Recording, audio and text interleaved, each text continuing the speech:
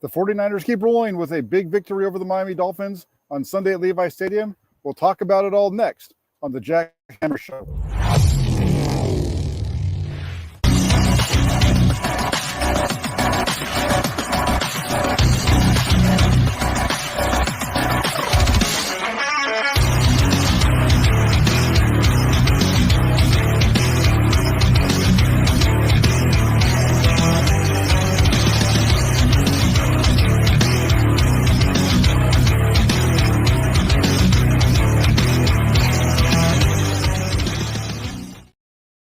Hey everybody, Jack Hammer here at Levi Stadium, where the 49ers had a big victory today, taking down the Miami Dolphins by a score of 33-17 to keep their winning streak alive, their longest winning streak since they've had since the 2019 season, taking that to 5 straight victories.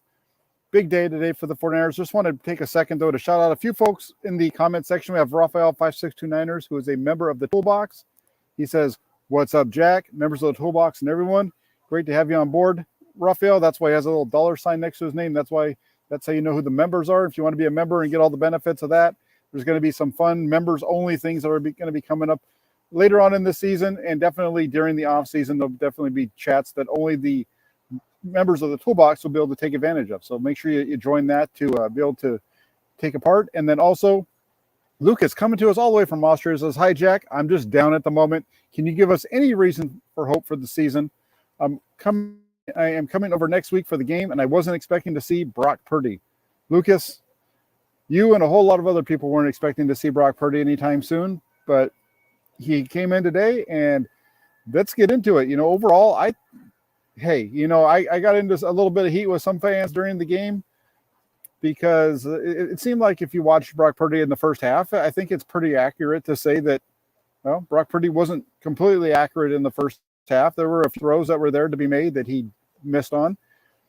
Now, that doesn't mean that he didn't make a number of good throws, but there were some others that he missed. And about halfway through the second quarter of the game, I said, Brock Purdy's missing some throws here and there. As long as the Dolphins don't catch any of them, the 49ers should be okay. And guess what? The Dolphins didn't catch any of them, and the 49ers were okay.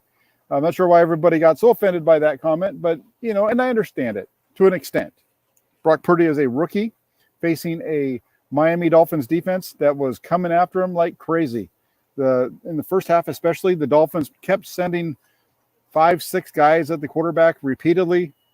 That's actually what led to the injury to Jimmy Garoppolo to begin with, was an all-out blitz that the 49ers weren't able to pick up, and Garoppolo wasn't able to get the ball out of his hands quick enough and ended up getting sacked. And as he was being taken down, the big guy that was taking him down got his knee on Garoppolo's foot, broke a couple of bones in there. Garoppolo's that's going to require surgery for Garoppolo. And if you haven't heard the news already, Jimmy Garoppolo out for the remainder of the season, undergoing surgery on broken bones in his foot. He will not be back with the 49ers in 2022. And let's face it, in all likelihood, Jimmy Garoppolo won't be back with the 49ers, period, moving forward. The team most likely going to be turned over to Trey Lance next season if he's fully healthy. Brock Purdy will be around as well. They'll probably have to bring in another veteran somewhere along the lines. And I think really, if you look at it, the 49ers are going to most likely need to bring in a veteran quarterback.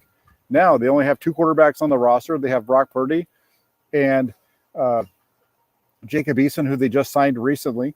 So, you look at this whole thing, and there's going to be somebody coming in, but I don't think there's anybody on the street that's really going to give you a whole lot better chance of getting to the Super Bowl than Brock Purdy. And I wrote about that last week and said that the 49ers Super Bowl hopes rode with the health of Jimmy Garoppolo. I'm sorry, everybody. I think I jinxed them. Master Spin 77 says, "I've been telling you all summer, Jack, Brock Pitbull Purdy will be the starter before the season ends." Well, congratulations, Master Spin. He is the starter. We'll see what he can do. Like I said, he made some really nice plays today. He also missed some throws that were wide open. Lucas says that they already signed Josh Johnson. Well, okay. Josh Johnson's not going to get the 49ers anywhere further than Brock Purdy or anybody else at this point, to be honest with you. But that it is what it is. And we'll get to it. Beyond that, as the week goes along, we'll get into it. But I can tell you right now, Josh Johnson isn't going to come in here and be a starting quarterback that's going to give you anything more than what Brock Purdy is going to be able to give you, unfortunately. That's why Josh Johnson is on, I don't know how many teams it's been now. Remember, Josh Johnson has been on the 49ers a number of different times, going back to the days of Jim Harbaugh, who hasn't been around the 49ers for 8 years. So we'll see how that works. KW2421 says, so annoyed Jimmy just didn't throw it away or go down there. I get he doesn't want to give up on the play, but when they got you, they got you. Just live to fight another day. I understand what you're saying there. I think it was pretty tough. It's one of those things where it's in the spur of the moment. Have a look at the film and get a better idea of exactly what was happening. The Dolphins, one thing I can say is they were doing a very good job, especially early on in this game. When they would bring those pressures like that, where there were zero blitzes without anybody behind them, they were doing a very good job of shutting down the receivers and taking everything away from the quarterback. So need to get a little bit better look at that on the film when that comes out tomorrow or Tuesday, but definitely get you to that. And as Lucas says, Josh Johnson has been on 14 teams recently on the Broncos practice squad. So there you go. The 49ers' hopes now rely on the shoulders of, no, it's going to be Brock Purdy, unless it's Josh Johnson. Maybe it's his 14th team. Maybe that's going to be what gets the 49ers over the hump. We'll see. But, just going back to this one, my first question that I had for this game, or even before I get to that point, the 49ers formula for this game, and it was familiar to what they've done throughout the season. Suffocating defense, allowing only 17 points a game. The 49ers defense now, when Nick Bosa has started for them, has given up over 19 points one time. The only time coming against the Kansas City Chiefs. Looks like that might be the way that this game was going to go off that first play, but it didn't work out from there. It's suffocating defense, grind out the clock, and make just enough plays to win. They did all those things today. They had the ball. We'll get into it quite a bit. We'll get into that with the last question. And they made enough plays. Say what you want. And my first question coming into this game today was, can Jimmy Garoppolo get the offense into the end zone? The reason for that question, mostly because the 49ers have struggled in the red zone area, actually putting it into the end zone and getting 6 instead of field goals. Jimmy Garoppolo, like I said, he's out for the season due to some broken bones in his foot, which are going to require surgery. But before that point, on the first possession of the game for the 49ers, he completed a pair of good big plays. He had one to Brandon Ayuk, another to Christian McCaffrey, 2 completions on 4 attempts for 56 yards. And then he broke his foot when he was being sacked on that third down blitz. With Garoppolo in the locker room, it was time for Big Brock to step in. And Purdy missed some open throws early, like I said, but as the game went on, you saw him improve, and he was up to the task. For me, it was really impressive watching Purdy at the end of the first half. Time winding down, he led the 49ers down the field and eventually hit Christian McCaffrey from 3 yards out. What was impressive about that possession was Purdy threw the ball on 9 of 11 plays to get down there and then get the score. So it was all on Purdy. That was one that was definitely on his shoulders. A number of big throws. I think there was a pass interference call as well that picked up a couple yards for him. So it was a really nice drive there for Brock Purdy. So, like I said, San Francisco cracked their red zone twice while Purdy was in there. They got the ball in the end zone both times. The third time, that we'll talk about that one also. But those first 2 times they got in there, when the game was really in doubt, put in the end zone on a completion to Kyle Juszczyk right here in the right corner of the end zone off of play action, got the ball out to Juszczyk in the flat, and he jumped across the goal line for a touchdown. The second one being that completion to McCaffrey. And overall, when you look at it, when you consider that Christian McCaffrey was the last player taken in the 2022 NFL draft, was called Mr. Irrelevant because of that. When you take all of that into consideration, the pressure that he was put under in terms of from the Dolphins, the pressure that he's put on here to keep the 49ers offense rolling, it was a terrific performance all around. He completed 25 of 37 attempts for 210 yards, a pair of touchdowns. He had 1 interception. We'll get to that a little bit. That was a 4th down shot play. And guess what comes up next for Brock? He gets to make his first NFL start against Tom Brady here at Levi Stadium. And that's going to be a doozy. The third time, yeah, as Master Spin says here, the third possession, the one that did not get into the red zone, that was just bad play calling, and I agree on that. I didn't know quite what was going on. They got the ball way down here to the 11-yard line, and then they proceeded to lose 21 yards. Just weird play calling there. Instead of just running the ball right into the pile, letting the clock run down, they got a little fancy. They had one big play from from Deebo Samuel that caused that to get backed up. It was a nice run by him, but George Kittle got called for a holding call and all that kind of stuff. They were lucky to get back into position, kick a field goal, and put the game away. I mean, it was only 23-17 at that point. It was different, very, very tough. And I have an interesting question here from TC Niner I want to address. He says, how is Brock's arm different from Jimmy? Well, I put this out on Twitter just a few minutes ago. If you followed me on Twitter, you would have seen it there. Brock Purdy has a stronger arm than Jimmy Garoppolo. I've watched the two throw the ball standing next to each other on the same routes throughout practice since training camp ended. Remember, Jimmy Garoppolo and Brock Purdy weren't together during training camp, so it's all been once the season started. Watching Brock Purdy and Jimmy Garoppolo work together since Trey Lance went down, there's no doubt in my mind that Brock Purdy has a stronger arm than Jimmy Garoppolo. It's just a matter of the issue that Brock Purdy has is it's a little wild at times. And we saw that today. There was a play action rollout to the right where the ball ends up out of bounds. There's another one coming to the left side that almost hits Kyle Shanahan on the sidelines. And there's a couple of other throws too where the ball just gets away from him. But again, 25 of 37, he had 12 incompletions. Of those 12 incompletions, I'd say probably 6 of them were bad throws. The other 6 were good coverage or guys were covered and he's just trying to get the ball out type of thing. So when it comes to the two arms, Brock Purdy, stronger arm than Garoppolo.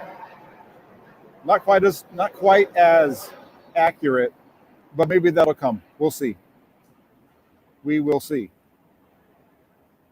Do you feel like Brock might be better than Trey? Barry, here's the thing on that one. I mentioned this last week is because of the people calling for Trey Lance to come back. I don't totally get that because of the fact that Trey Lance hasn't been able to practice for almost 3 months at this point. And we really don't even know what Trey Lance is. The 37 passes from Brock Purdy today are not that far off of where I believe Trey Lance is for his career with the 49ers when you look at it. I'll go back and look at the numbers to hear it with it. But 37 passes for Brock Purdy, that's far more than we've ever seen Trey Lance throw in a game. And it was needed because the 49ers run game was a little hit or miss. And some of those throws were at the end of the first half there when they were throwing the ball down the field. But I think right now, Brock Purdy, I don't know if he's better than Trey Lance. Don't know that. We know he's healthy. And I'm just not sure if Trey Lance is where he is in terms of, because I haven't seen enough of Trey Lance, and I don't think anybody's seen enough of Trey Lance. Yeah, remember, Trey Lance is a guy who hardly threw the ball in college because of the offense that they ran there. So take it for what it's worth. We're going to see all this play out. But as Kyle Shanahan said in the press conference after the game today, Trey Lance is not going to be coming back through that door anytime soon for the 49ers this season. Right now it's Brock Purdy's team, and as you guys have informed me, Josh Johnson has been signed. So interesting news around the 49ers in that respect. The second question I ask is, will the 49ers get the run game on track? And the answer to that is yes and no. They did and they didn't. As has been the case all season for the 49ers running game. It was inconsistent on Sunday. They ran the ball 31 times for 124 yards. That was before Purdy took a knee 3 times to end the game. So they end up with an average, if you look at the stat sheet, of about 3.6 yards per carry. But that's because there was 3 carries for -1 on kneel downs by Purdy.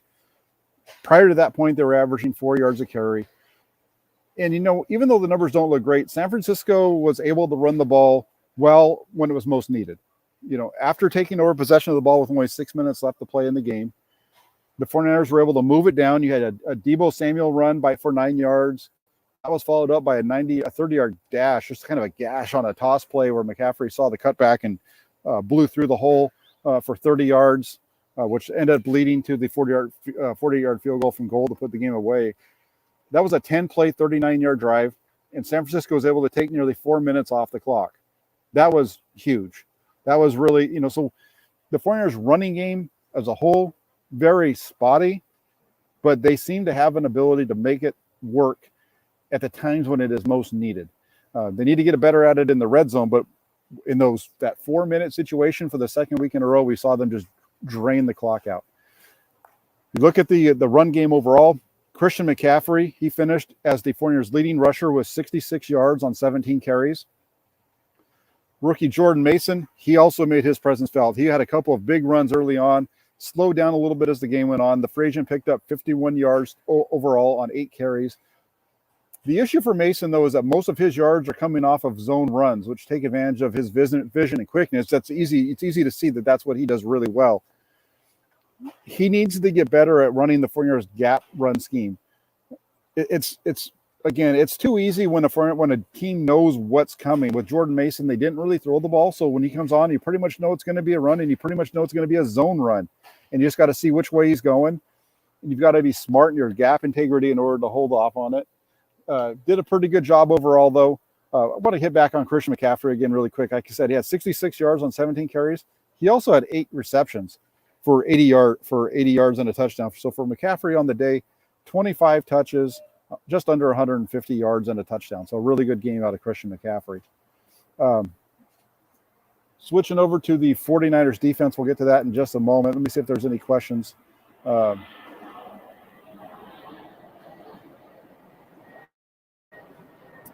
Really quick, just checking. Lucas says that Trey has 102 career passes in the NFL. So I think Brock Purdy is right around 40, probably about 46 right now, based off what it is. So he's going to be above. We're going to know more about Brock Purdy by the end of the season than we know about Trey Lance. Let that sink in for a minute.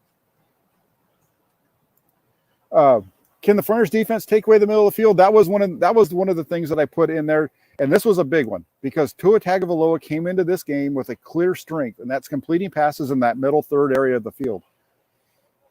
The 49ers knew that coming in, yet Tagovailoa was able to punch him right in the mouth on the first play of the game, hitting Trent Sherfield on a quick slant for a 75-yard touchdown. That opened up the game. And then later on in the fourth quarter, he hit Tyreek Hill from 45 yards out on a deep post for another one. But in between those two explosive plays, the 49ers defense did a really good job of taking away the middle of the field and forcing Tagovailoa to go elsewhere. And he really struggled in this game. With Miami forced to throw to the edges more often than they like to, Tagovailoa missed open receivers with a number of inaccurate throws. He hit on only 16 of 31 attempts on those 2 touchdowns for 175 yards. So think about that for a second. 130 plus yards on 2 throws and only 175 the rest of the way on his other 31. He also had a couple of picks. Jimmy Ward and Diamante Lenore each coming away with an interception of Tagovailoa. Ward's coming when Trent Sherfield slipped, and Ward was able to get over the top of him and pick it off. It was either Sherfield or Craycraft on that one. And then Diamante Lenore coming away when it was a pass into the left flat, trying to hit Tyreek Hill. Inaccurate throw, bounced off his fingertips, and Lenore was there for the takeaway. Also, another, as I mentioned before the game, I felt like Fred Warner was going to be a big part of this game for the 49ers as well, and he really was. He had a really good game. He had 2 of the 49ers' 6 pass breakups on the day. So just think about that. One of those came on I believe it was either the second or third possession for the Dolphins. They were trying to run a deep pass across the middle. It was a 3rd and long. It was going to be a completion because the wide receiver was wide open behind the linebackers and in front of the safeties. Warner did a great job of getting enough depth, and he was able to get his hand up and tip the ball away at the last moment to break up the pass. So 49ers coming up with 6 pass breakups today, led by Fred Warner. There was also a big one by the rookie defensive end as well, Jackson out of USC. So really a strong overall performance by this 49ers defense on that end. The other thing too, the next question that I had was, can the 49ers defense, are they going to be able to take away their former teammates? And the answer was yeah, except for one. Raheem Mostert, Jeff Wilson Jr., the ones that everybody was really focused on coming into this game, let's face it, they were completely non-factors. The 2 former 49ers running backs touched the ball only 8 times for 33 yards. Really were taken out of the game completely. It was really Trent Sherfield. He's the only one that really made a big difference, that 75-yard touchdown on the house call, right, to open up the game. But he didn't catch another pass the rest of the way. And then you also had River Craycraft. He had a couple of catches for 29 yards on 3 targets. So, for the most part, they took them all away. The only exception was the one big play for Trent Sherfield. But other than that, it was the 49ers defense having their way against the Miami Dolphins. Once again, one last topic was the coach, the teacher or the pupil. Who's going to get the better of this one, the teacher or the pupil? This was easy. Kyle Shanahan, Did it again. Kyle Shanahan improved to 13-7 against his former assistants tonight. First to go with the quarterback who started the season third on the 49ers depth chart. Shanahan put together what I think was a master management. As Purdy struggled early on to get into the rhythm, you saw Shanahan take the pressure off by focusing more on the run game. He kind of played it a little conservative at that point. And then after the game was tied and it's rolling along, especially at the end of the first half when you've got to move the ball down the field, then you saw Shanahan put the whip to the offense, and Purdy responded with that touchdown drive that we talked about earlier. But earlier on, before that point, you saw Shanahan really managing the game, saying, okay, we're up 10-7. We can back off just a little bit here. We don't want to screw this up and give Miami good field position. Then the game was tied. He kind of picked it up a little bit, but it didn't work out. They had to punt. And then the next possession was that long when they drove it down the field. In addition to that, you saw Shanahan show his aggressiveness a couple of times in this game. 4th and 4 at the Miami 39 late in the second quarter. Shanahan dialed up a deep pass down the right sideline to Brandon Ayuk. Now, the pass ended up being intercepted, but the call was a good one because it gave Ayuk a chance to make a play. Playmakers make plays. Brock Purdy put it up to him. The DB made a little bit better play and was able to make that interception, but the result was pretty much just like a punt. I think the Dolphins took over around the 19-yard line. So overall, that's a really good decision by Shanahan to go for it there. And I also like the fact that they put the ball up and they went deep on that one. And that way and then the interception, like I said, basically becomes a long punt or a short punt. And then during the 49ers second possession after the half, they did this again. They went forward on 4th down. This time, Purdy was able to pick up the first down with a sneak.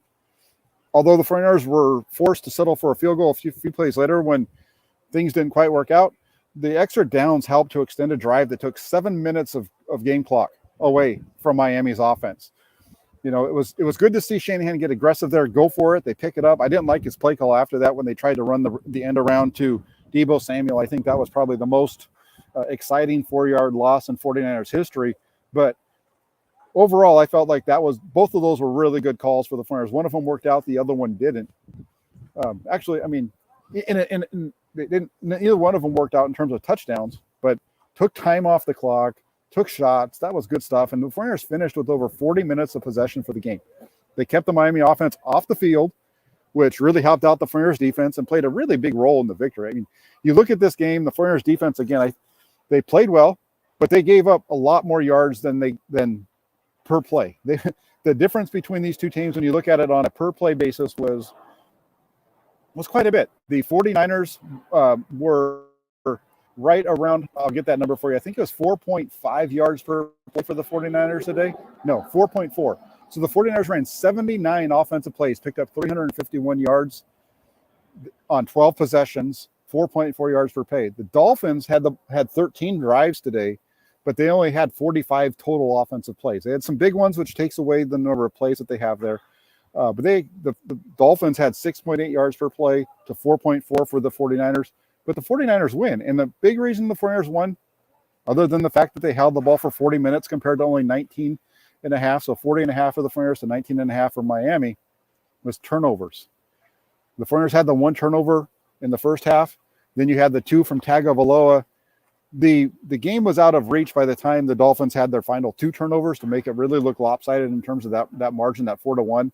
But this game was really decided earlier on when the 49ers were able to just manage the clock. They were able to hold on the ball. The thing with Brock Purdy that was so positive was his ability not to turn the ball over in big situations. He just, there was a couple of things with Purdy today that, again, he's going to have to improve. I think he's going to starter for the future. As Richard Rosales says, I think this is the point needs to be made.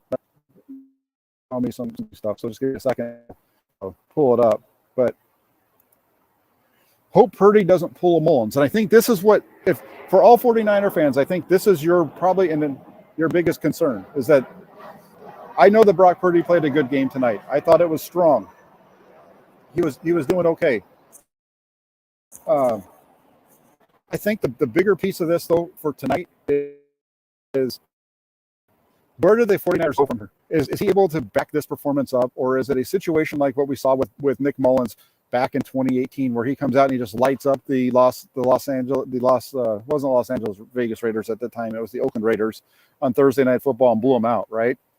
But then he comes back the next week against New York Giants here at Levi Stadium on a Monday night and wets the bed, throws a couple of bad picks deep in his own end. The 49ers end up losing a game that they should have been able to win against a winnable game.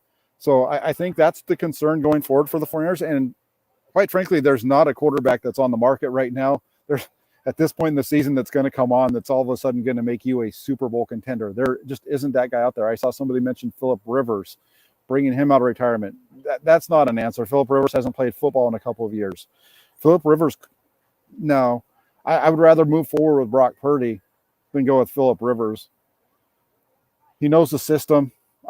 Phillip Rivers couldn't get it done in the past. I don't know. Maybe I'm completely off base on this one, but I just don't see it.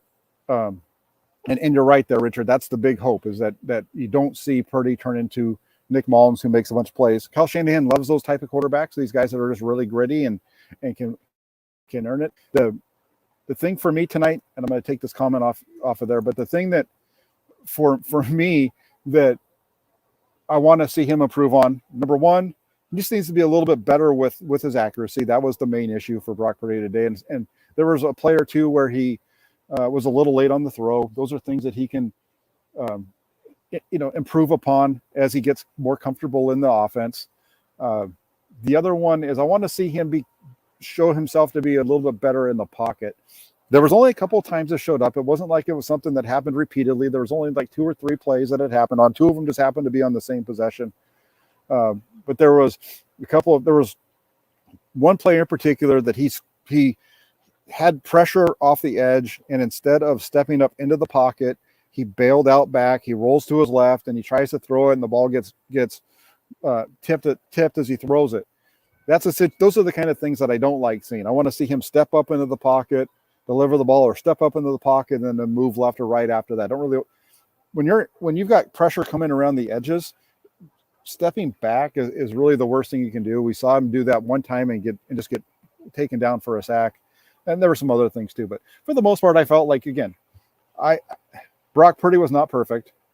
Brock Purdy had some issues, but as a rookie who was taken with the last pick in the draft to step into the game against the Miami Dolphins, who came in with an 8-3 record, the darlings of the NFL this year, with the guy that everybody said was the genius, right? Go back to last week, and there were pictures of Mike McDaniel's face over the top of Bill Walsh. That's remember now, coming into this year, like in the last few weeks, there were people who were saying that the problem with the 49ers was because Mike McDaniel wasn't on the coaching staff. Mike McDaniel scored 17 points with his starting quarterback and starting receivers and all those things. He scored 17 points tonight. The 49ers scored 23 before the thing got all crazy at the end. 23 with their third string quarterback, a rookie. Take that for what it's worth, especially for those that have been calling out Kyle Shanahan all this year. I think this game was a solid one for the 49ers. 8-4. It's a big one also because the Seattle Seahawks were able to come up with a win at the end against the Arizona Cardinals to keep pace with the 49ers. So this whole thing is on track for 2 weeks from last Thursday. So a week and a half from today, 49ers Seahawks up in Seattle. That's going to be the big one. I think that's going to decide the NFC West. So there you go. I want to say thank you to everybody that took time to join. I'm going to be coming back on. You'll be finding a lot more content from me here on the Jack Hammer Show and on the Jack Hammer channel as this week goes along. I'll be back tomorrow. I'll give you guys my observations a little bit more in depth from the game after I've had a chance to sit down and review the game again. It won't be a film review, but I'll be able to break down my big takeaways from the game. You'll see that tomorrow on this channel. Hopefully you'll see me also with our good pal Rob Shue for the Hammerhead Show. I'll definitely be back here hopefully on Tuesday with Jesse for the Hammer and Nail Show as well. So there you go. just want to say thanks to everybody who took the time to watch. If you guys can do me a favor, if you're watching the show and you're not already subscribed to the channel, hit that subscribe button. And then when you hit that subscribe button, let your friends and family know as well. So the more people we can get to subscribe to this channel, the better. And those likes are huge because the likes are the lifeblood of the channel. So thanks a lot there. And then also one last thing, tune in tomorrow because I'm going to give you a funny story about what happened to me today when I was walking to the stadium. I got to head out now. Got a long drive ahead of me, but I'll make sure that I let you guys know that tomorrow. Hit that like button, hit subscribe. Raphael 5629ers, thank you. Richard, thank you. Harold, thank you. Thanks everybody. Alan, thank you very much. Have a great rest of your Sunday night, everybody. Take care. We'll talk soon.